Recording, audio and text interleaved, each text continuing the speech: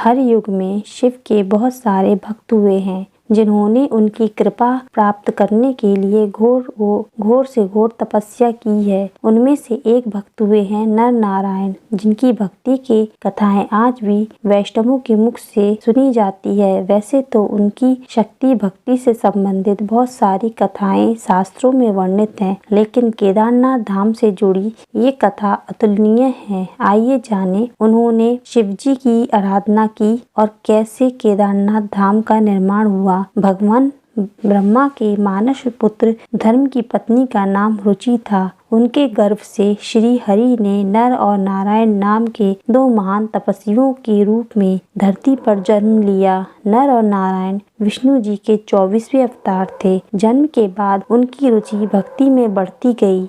अपनी माता से आज्ञा लेकर वे उत्तराखंड की पवित्र स्थली बद्रीवन और केदारवन में तपस्या करने चले गए। बद्रीवन में आज भी बद्रिका आश्रम बना हुआ है। वहीं नर और नारायण नामक दो पहाड़ भी स्थित हैं। नर और नारायण की तपस्या को देखकर देवराज इंद्र ने सोचा कि ये तप के द्वारा मेरा इंद्रासन को लेना चाहते हैं। ऐसा सोचकर इंद्र ने उनकी तपस्या को भंग करने के लिए कामदेव, बसंत और अप्सराओं को भेजा।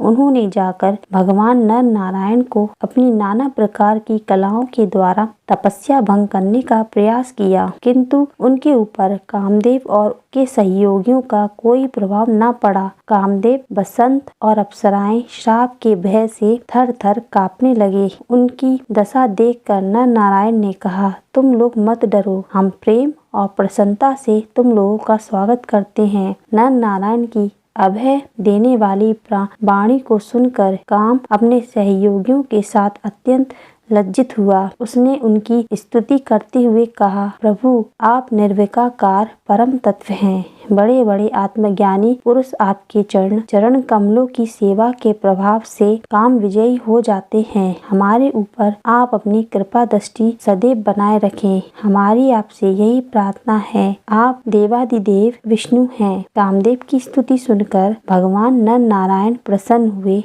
और उन्होंने अपनी योग माया के द्वारा एक अद्भुत लीला दिखाई। सभी लोगों ने देखा कि सुंदर सुंदर नारियां नर और नारायण की सेवा कर रही हैं। नर नारायण ने कहा, तुम इन स्त्रियों में से किसी एक को मांग कर स्वर्ग में ले जा सकते हो। वह स्वर्ग के लिए भूषण स्वरूप होगी। उनकी आज्ञा मानकर कामदेव ने अप्सराओं में सर्वश्रेष्ठ अप्सरा उर्वशी को लेकर स्वर्ग के लिए प्रस्थान किया। उसने देव सभा में जाकर भगवान नर नारायण की अतुलित महिमा के बारे में सबसे कहा, जिसे सुनकर देवराज इंद्र चकित और भयभीत हो गए। इंद्र को श्री नर नारायण के प्रति अपनी दुर्भावना और दुष्कृति पर विशेष पश्चाताप हुआ। नर नारायण ने शिव जी का दर्शन पाने के लिए घोर तपस्या की। वे बिना कुछ खाए पिए दिन रात भोलेनाथ की पूजा करते रहते। लंबे अरसे के बाद शिव जी ने खुश होकर नर नारायण को दर्शन दिए और वर मांगने को कहा।